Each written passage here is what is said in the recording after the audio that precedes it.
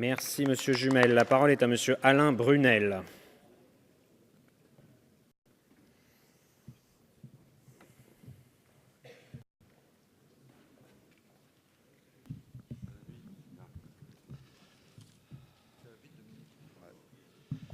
Madame le ministre, Monsieur le Président, mes chers collègues, inutile de vous dire que cette loi est insupportable, intolérable.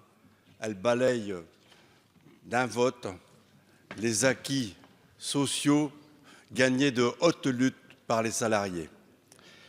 Nous avons présenté lors de la Commission des affaires sociales de nombreuses propositions dans un esprit constructif.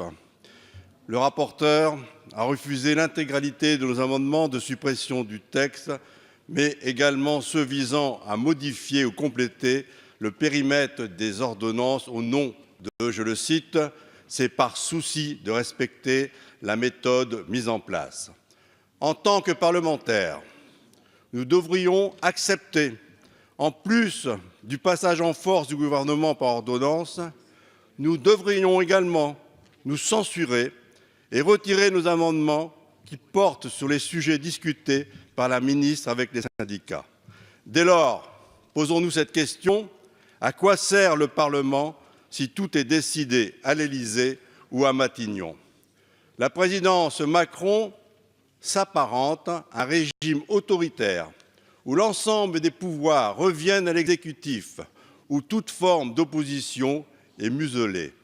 Pourtant, notre volonté est de faire entendre en dehors de ces murs la réalité de votre projet idéologique de casse et d'assassinat du Code du travail.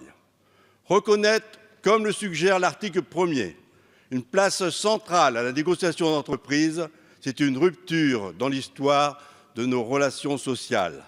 La France est le premier pays au monde en termes de couverture conventionnelle ou statutaire. Plus de 90% des salariés français sont couverts par une convention collective et par comparaison en Allemagne, ce chiffre est de 60%. La loi El Khomri avait déjà désarticulé la hiérarchie des normes, mais avec cet article, la branche n'existe plus, on passe directement à l'entreprise. Or, situer la négociation non plus au niveau des branches où les syndicats sont présents, mais dans les entreprises, les rapports de force sont tellement différents et les salariés les moins représentés, c'est aggraver les inégalités entre les salariés et favoriser le dumping social. Merci, mon cher collègue.